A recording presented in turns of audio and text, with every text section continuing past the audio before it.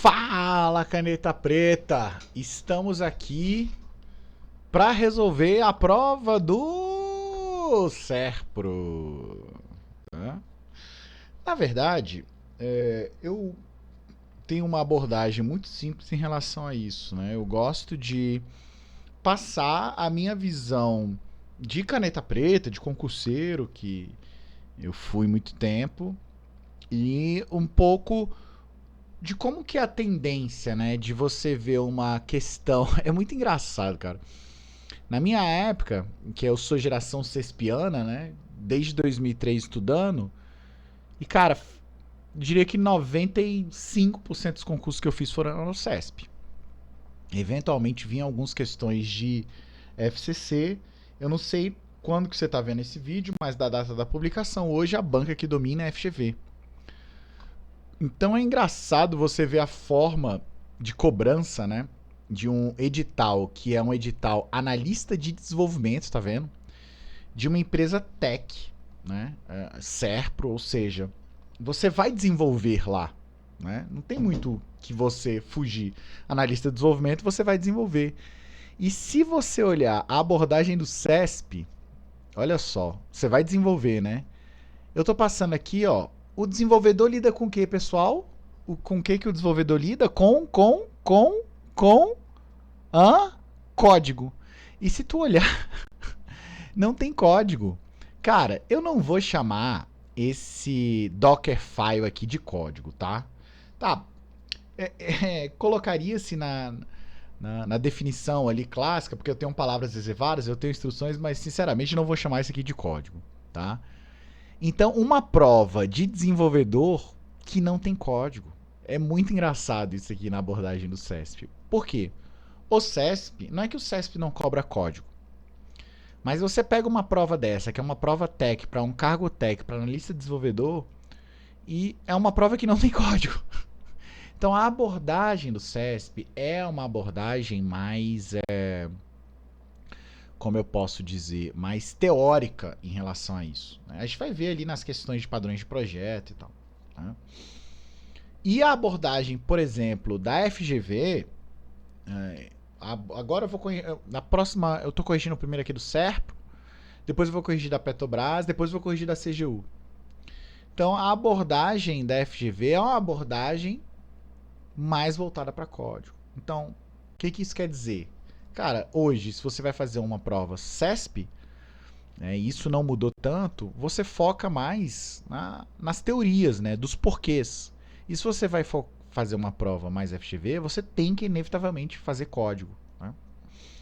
Então, assim, o que eu queria fazer com vocês? Comentar algumas tendências aqui, tá? Em relação aos assuntos que são cobrados. O gabarito em si, o gabarito está aqui embaixo, aqui, ó. Então, eu estou com o gabarito aqui, tá? Então, nem é meu intuito passar e dizer que estou resolvendo as questões. Não, eu não estou resolvendo as questões. Eu quero comentar com vocês essas questões aqui, que, ao meu ver, são interessantes. E, obviamente, eu vou ficar aqui mais na... Vou dar alguns pitacos em algumas questões aqui de segurança, mas, obviamente, vou ficar mais na minha parte de desenvolvimento, tá? Então, dando uma abordagem...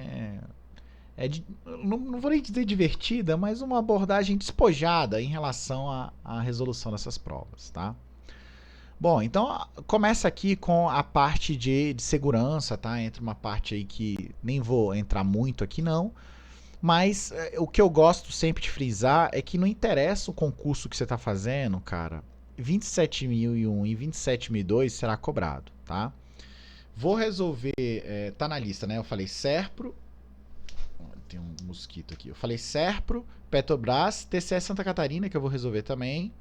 Vou resolver não, vou comentar e aí depois eu vou entrar na CGU, né?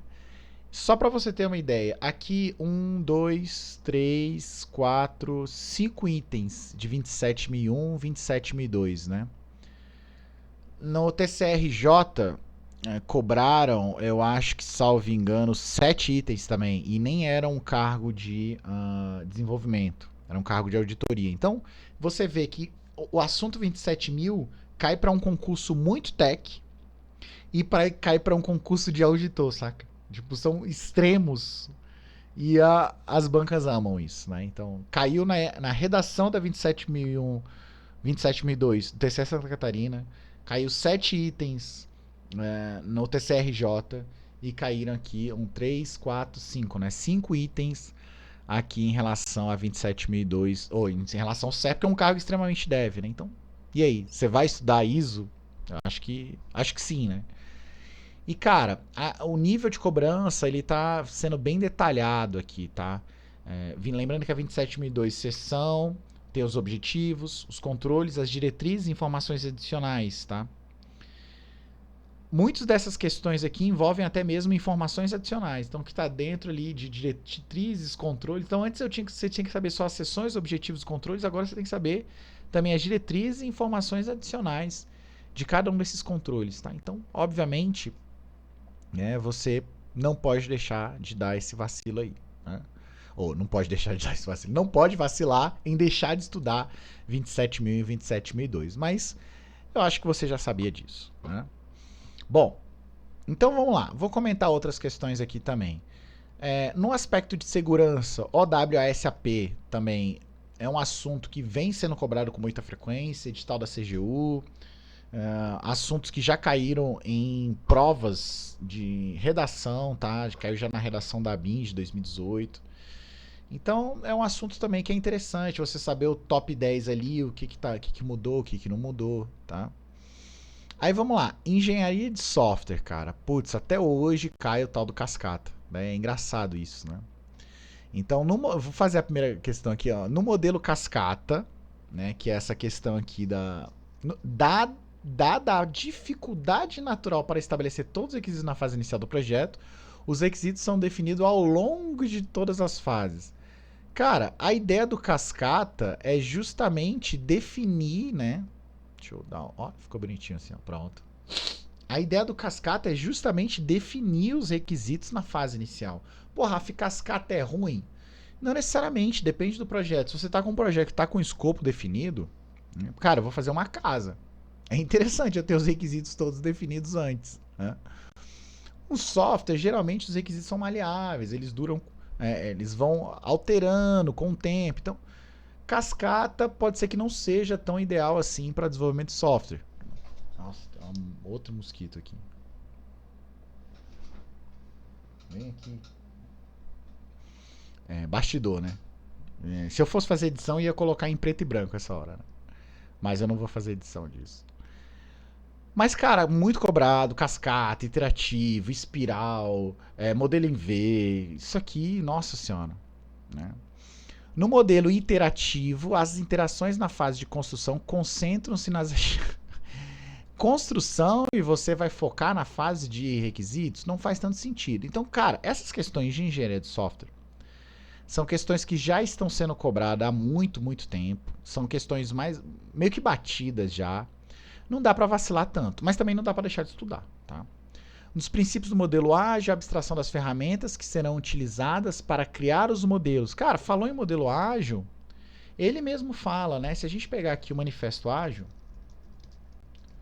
Agile, tá aqui, ó. Agile Manifest.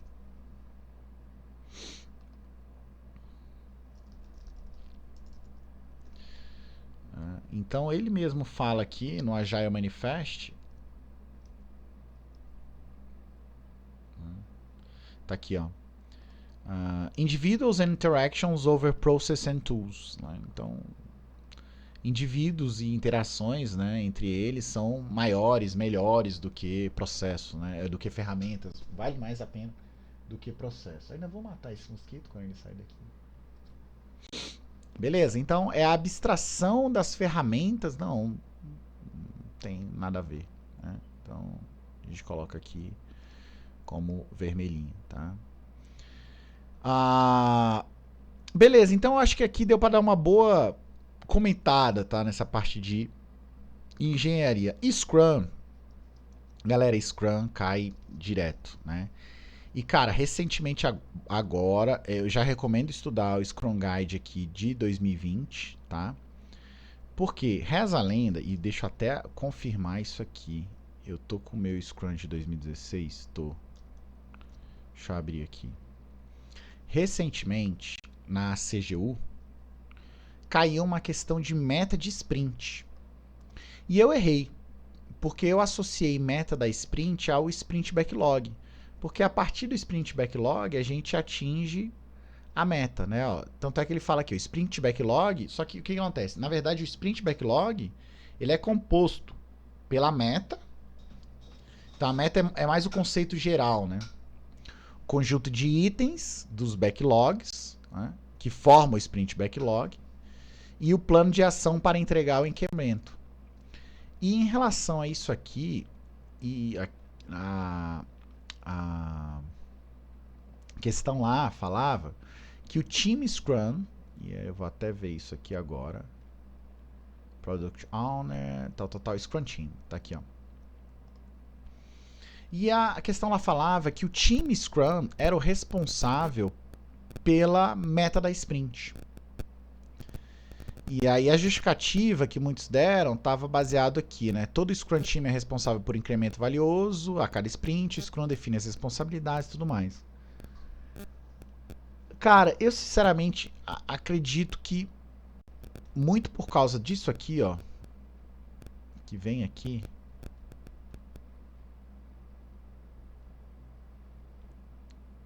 na meta da sprint, porque a meta da sprint é a responsabilidade de quem? Dos desenvolvedores.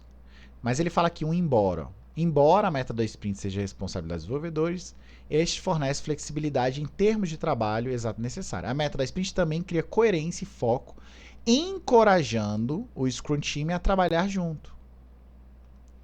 Mas, ao meu ver, isso não quer dizer, isso não diz que o Scrum Team é o responsável pela meta, tá? E aí, houve algumas coisas aqui, e é o que foi o que me falaram, né? Que do Scrum de 2016 para o de 2020, esse aqui o da esquerda é o de 2020, tá? E esse aqui o da direita é o de 2016, ó. Então, realmente, que houve uma adição de novas coisas aqui, né? E aí eu vou comentar aqui com vocês, né? Então aqui, no de 2016, ele só falava o seguinte, ó, o time Scrum é composto pelo PO, o time de desenvolvimento Scrum Master, os times Scrum são auto-organizáveis e multifuncionais, beleza? Time auto-organizável escolhe qual a melhor forma, seu trabalho, em vez de serem dirigidos por outros, beleza? Os times são multifuncionais.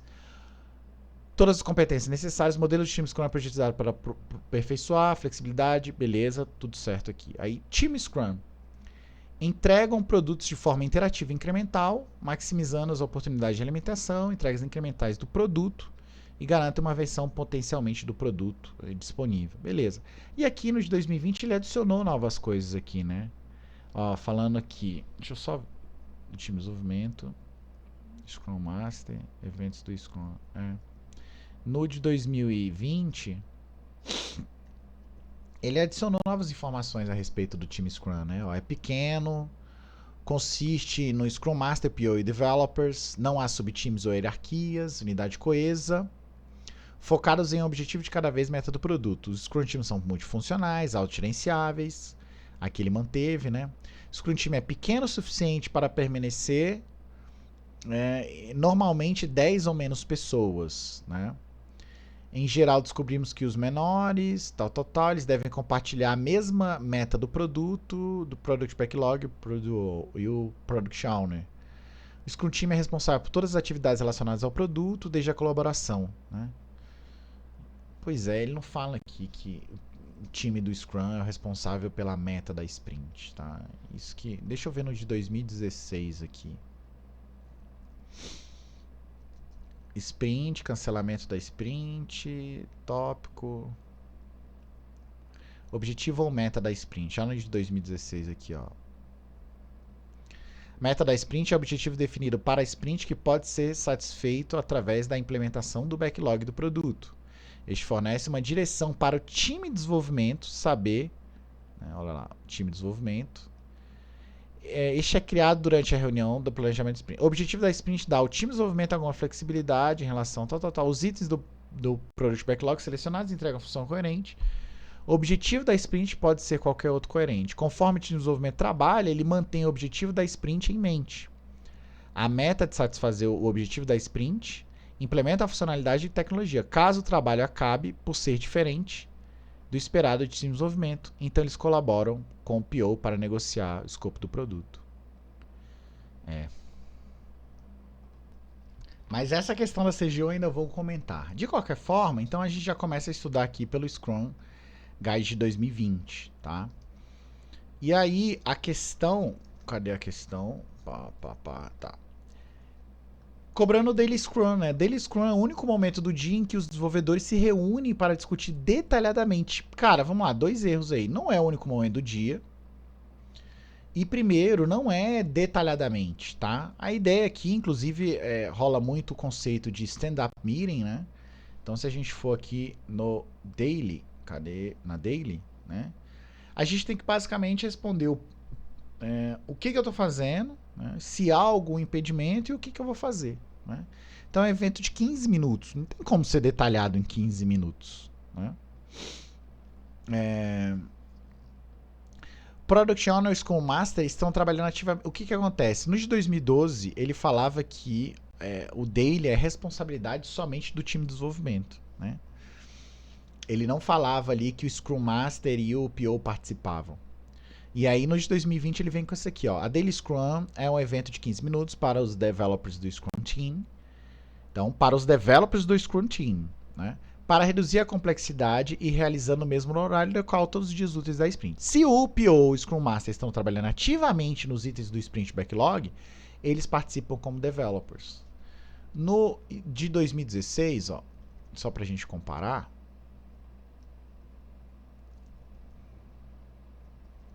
temos a reunião diária aí, né? Reunião diária é um evento de time box de 15 minutos para que o time de desenvolvimento possa sincronizar as atividades, né? Esta reunião é feita para inspecionar. Ele vem aqui, ó. O Scrum Master assegura que o time de desenvolvimento tem a reunião, mas o time de desenvolvimento é responsável por conduzir a reunião diária. O Scrum Master ensina o time de desenvolvimento a manter a reunião diária do time box. O Scrum Master reforça a regra que somente os integrantes do time de desenvolvimento participem da reunião diária. Que está aqui embaixo, ó. Vocês não estavam vendo porque eu não estava lá. Então esse é o de 2016. Já no 2020 ele já é mais flexível. Que era o que acontecia na realidade, né? Cara, se o PO e o Scrum Master estão codando, estão com atividade no Sprint Backlog, coloca eles na Daily, né?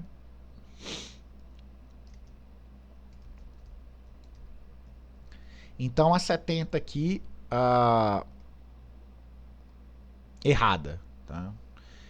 Em XP, Extreme Programming, a estruturação do valor feedback pode ser alcançada de forma rápida por meio de testes automatizados que validam ou não um código produzido ou alterado. Beleza, falou em feedback. Cara, falou em feedback, falou em testes automatizados, tem uma sinergia muito boa, porque dá toda a regressão em relação ao que você está fazendo, tá? Em TDD, os testes em um sistema devem ocorrer antes da implementação e ser oportunos, isolados e autoverificáveis. A ideia aqui que ele falou de isolados, eu creio que ele esteja se referenciando a testes de unidade. Mas não necessariamente TDD é aplicado somente a teste de unidade. Você pode aplicar TDD com testes de integração e pode aplicar TDD também com testes de aceitação. Eu tenho uma dificuldade em ver testes de integração e isolado na mesma frase. Então a questão aqui deu como gabarito correto, tá? Em TDD, os testes de um sistema devem ocorrer antes da implementação e ser oportunos, isolados e autoverificáveis. A questão deu como gabarito correto aqui, a 72. Eu sinceramente creio que ele esteja se referindo a testes de unidade, por isso que ele usou o termo isolados, até porque lá a gente usa mocks, spies, stubs, fakes. Mas, se você fala em teste de integração, é difícil você falar de isolamento, porque na verdade teste de integração você está integrando tudo, você está integrando com outras classes, está integrando com a base de dados, está integrando com os sistemas, está integrando com a API REST, né? Então, essa é uma questão esquisita, tá? Se eu vejo essa questão aqui no dia da prova e estou fazendo ela como professor, eu ficaria esquisito. Agora, se eu tô fazendo ela como um caneta preta, que nós somos aqui, né? Como um cara mais concurseiro, então eu já. Ah, beleza. Então eu acho que ele não tá chegando nesse nível, né? Ele quer no nível. Ele associou o TDD com teste unitário. Tá? É, além disso, a gente tem aqui, ó, um acrônimo que é o First Clean Code. Deixa eu pesquisar aqui.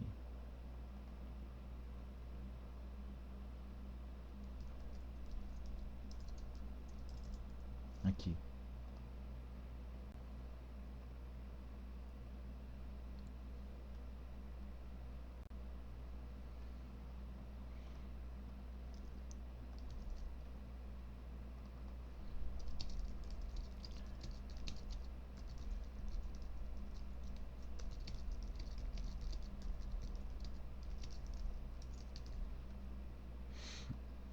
E aí, lá, o Uncle Bob, ele fala um pouquinho sobre os. Lá no livro do Clean Code, ele fala um pouco sobre os testes unitários e tal. E ele segue, né, o acrônimo FIRST, que os testes devem ser rápidos, independentes, repeatable, self-validating e timely. Ou seja, o FAST, eles devem ser executados rápido, né? Principalmente os testes de unidade, né? Independente, os testes não devem depender um do outro, ou seja, um resultado de um não deve ser afetado pela saída do outro. Né? Eles devem ser executados em qualquer ordem. Inclusive, hoje em dia, os frameworks têm anotação para você especificar ordem, que não é legal para quando você está usando testes de unidade. Para testes de aceitação, teste de integração é até aceitável, porque você quer trabalhar a partir de um estado atual que você deixou uma tela e por aí vai, e aí os testes rodam a partir dali. Repeatable, ou seja, devem ser executados independente do ambiente, né? Eles devem ter self-validating, né? Ou seja, eles mesmos devem se verificar se são válidos ou não, se está passando ou não. E o timely, né? Test needs to be written in a timely fashion, ou seja, unit test should be written just before the production code. If you write tests after the production code, then you may find the production code to be hard to test. Ou seja, testa antes, né? Se você for testar depois, você pode até conseguir fazer, mas pode ser que você não consiga fazer os testes, né? Eu gosto muito desse acrônimo aí, já fiz post dele lá no Instagram. Se você não conhece ainda, Instagram, @canetas.pretas, tá? Bom, aqui questõezinhas de Apache, Web Server, nem vou resolver essas questões, até porque nem tenho propriedade para fazer isso. Git. Galera, Git caiu na Serpro, Petrobras, CGU, eu não me lembro se caiu no TCE Santa Catarina, tá? Mas vamos lá. Para atualizar e sincronizar os dados no repositório, atualizar e sincronizar, né, os dados no repositório do arquivo do nome core, deve ser utilizado o seguinte comando. Né? Cara, atualizar e sincronizar, ou você está fazendo um git pull, ou git fetch. Tem uma diferença do git pull para o git fetch, tá? O git pull ele já faz merge automático, o git fetch não. Deixa eu só confirmar isso. Git pull versus git fetch.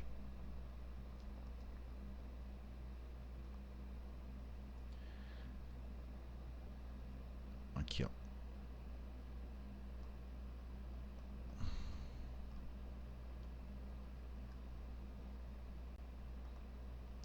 Git fetch is the command that tells your local Git to retrieve the latest metadata info from the original, yet doesn't do any file transfer.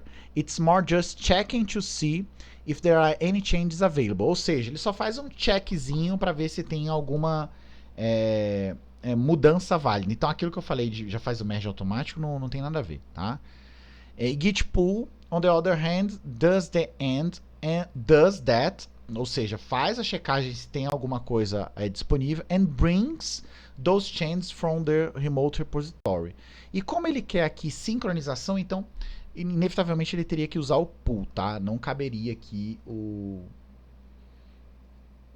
fetch, tá?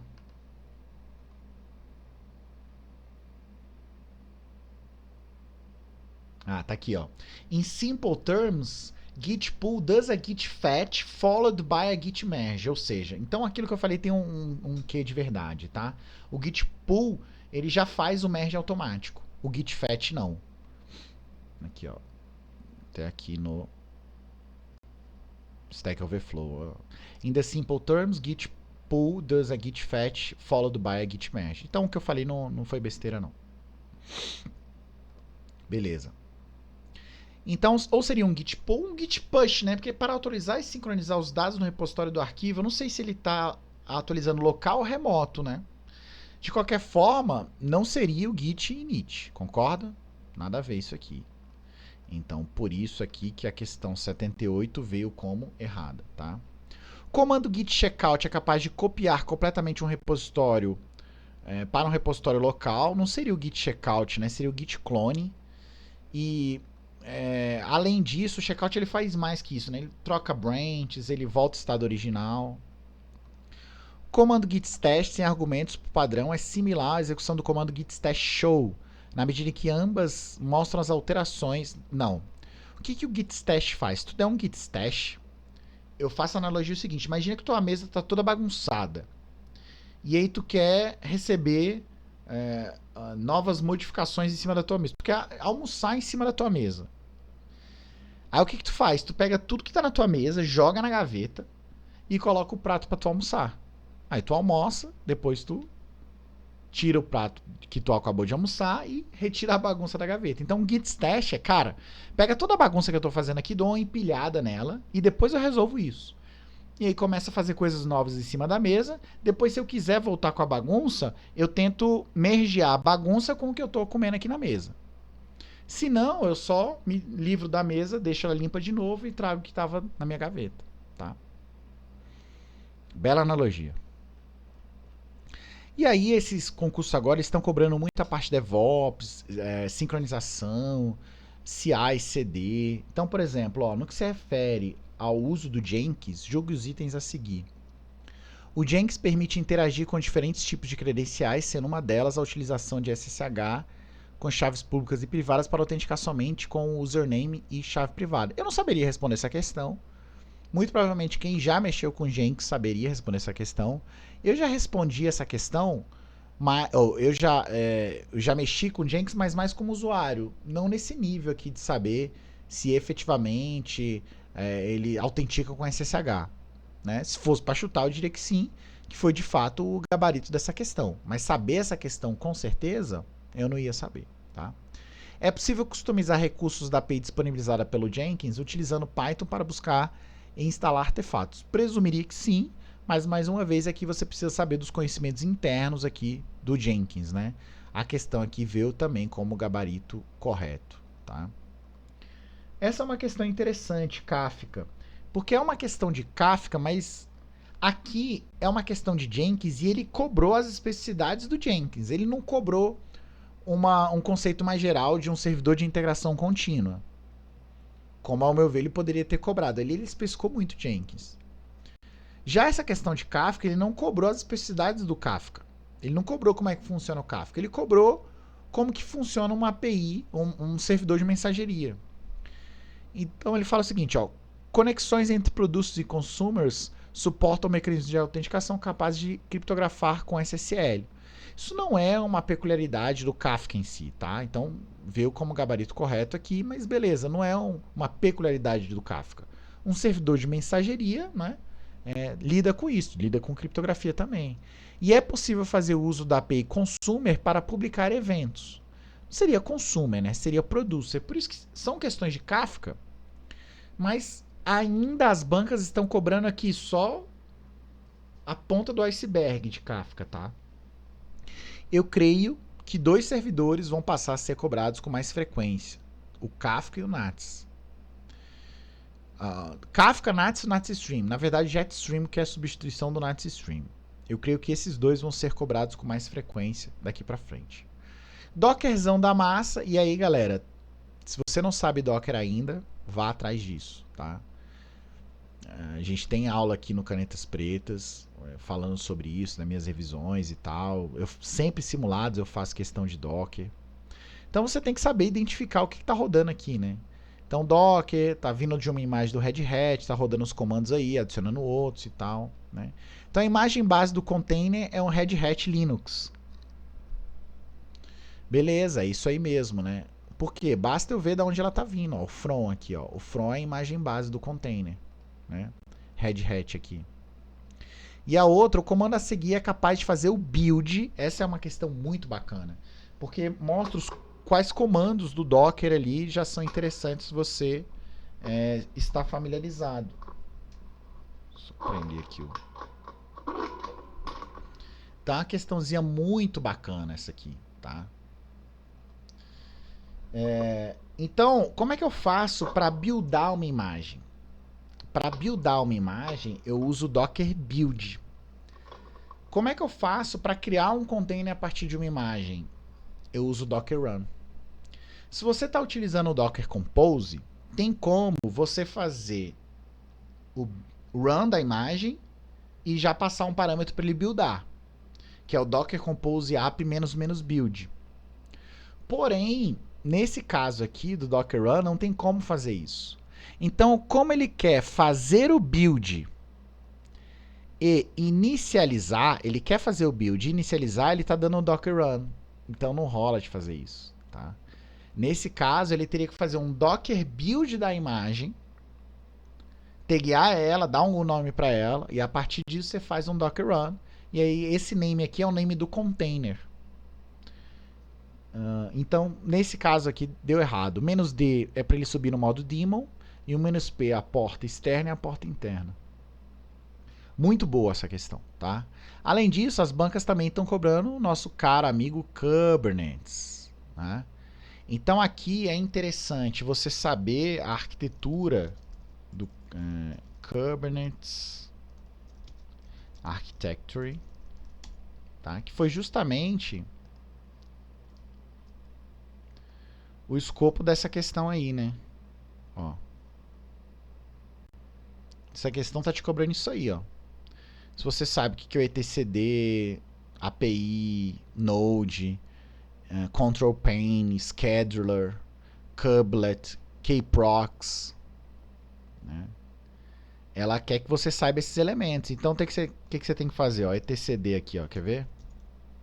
etcd, consistent and high available key value stored, used as Kubernetes backing store for all cluster data. If your Kubernetes cluster uses etcd as its backing store, make sure you have a backup plan for those data. You can find that information about that. Ou seja, é um repositório altamente disponível, highly available, baseado em chave e valor, né, que o Kubernetes usa para guardar os dados relacionados ao cluster. E o outro cara aqui, ó, Kubescaduler, Control Pane that watches for newly created pods with no assigning node and selects a node for them to run on. Ou seja, fica monitorando os pods, vê quem foi criado e vê em qual pod, em qual nó, desculpa, ele será deployado. E aí vamos ver o que a questão está cobrando lá, ó. A camada de gerenciamento possui o etcd, cuja função é observar pods que foram criados sem nenhum node, atribuindo e selecionar um node para execução. Ficou mais fácil agora? Né? Quem é a função aí? É o Kubescaduler, né? E a início eu tenho falado muito nas minhas aulas. Cara, tem que decorar esses elementos aqui da arquitetura do Kubernetes, tá? Além disso, agora eu estou sempre recomendando, graças a um aluno que me passou aí, que caiu uma questão da FGV, agora eu não sei, FunSaúde, tá? Tá aí um outro concurso para eu resolver, FunSaúde. E caiu isso aí, ó, Kubernetes Patterns, né? Caiu esse livro aí, né? Então recomendo você baixar, tá? Deixa eu até anotar aqui no meu to-do, senão eu vou esquecer isso aqui.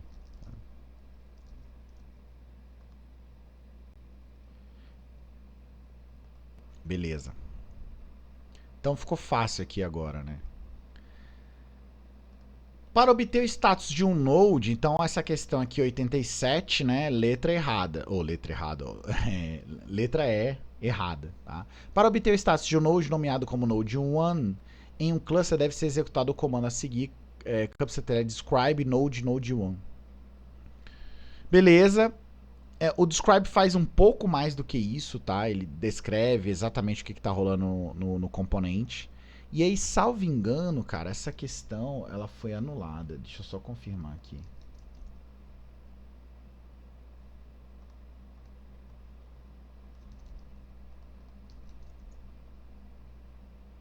Foi. Essa questão foi anulada, tá? Essa questão foi anulada. Não sei especificamente porque ela foi anulada. A banca não colocou nenhuma justificativa aqui, né? Mas a princípio o comando está correto. Bom, vamos lá. Engenharia de software é a parte de requisitos, né, clássica aqui, tá? E eu vou aqui na parte de web service agora. O web service possibilita tanto a recuperação do estado atual de um recurso quanto a exclusão do recurso. Bom, parte de web service aqui ele deixou de uma forma geral, né?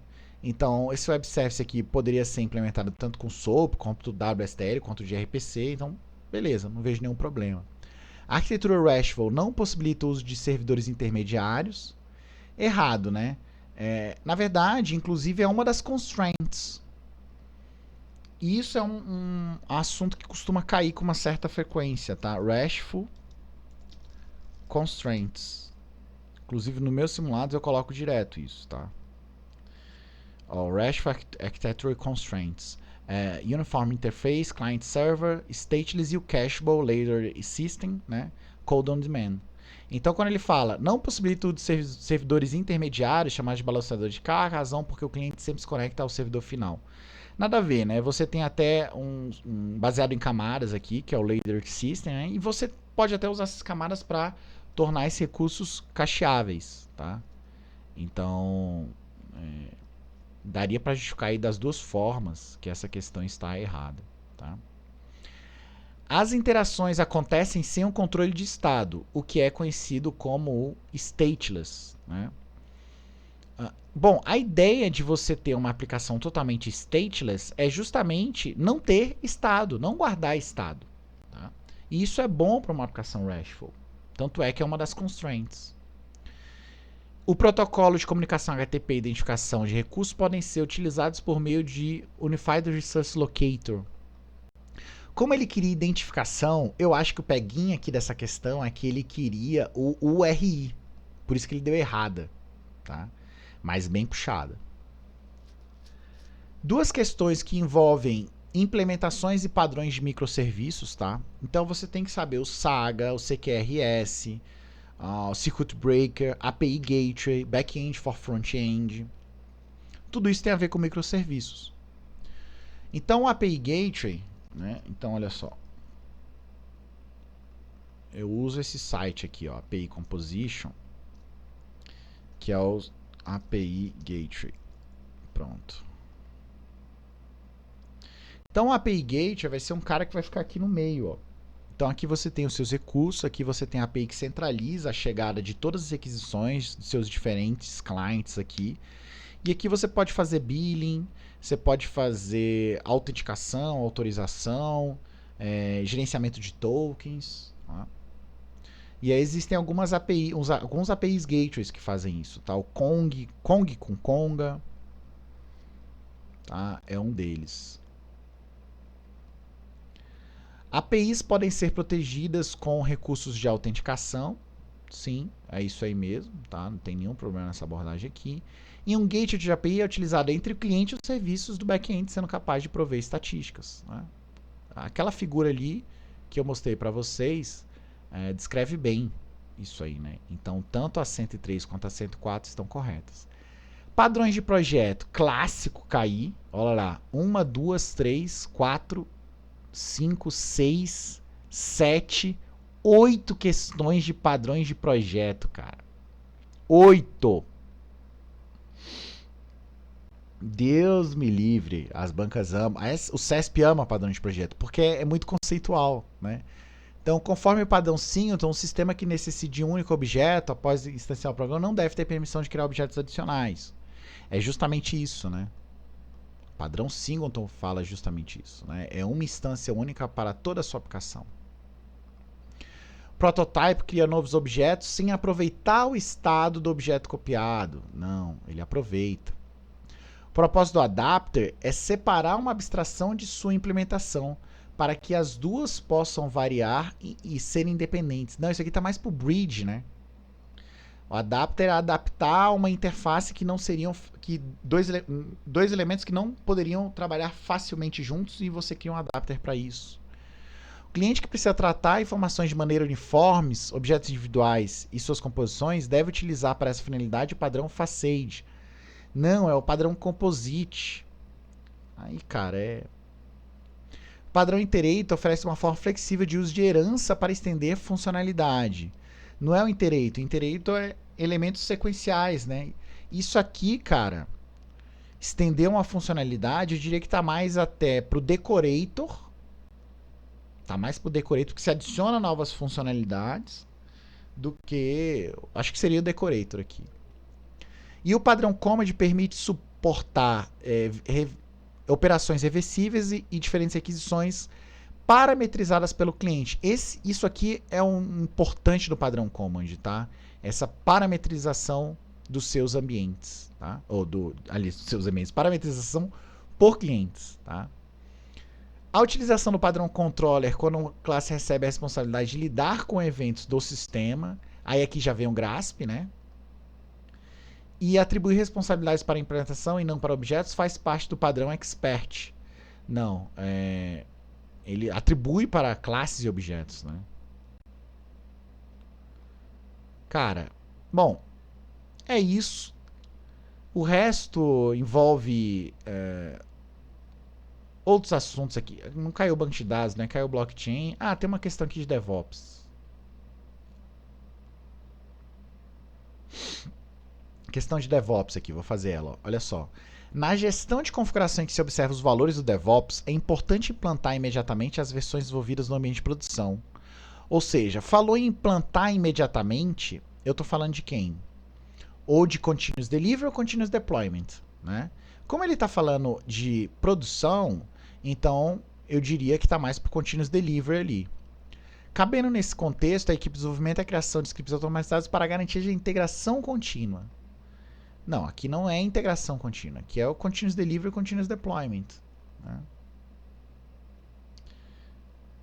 Bom, dê uma boa comentada aí, eu espero que vocês tenham gostado.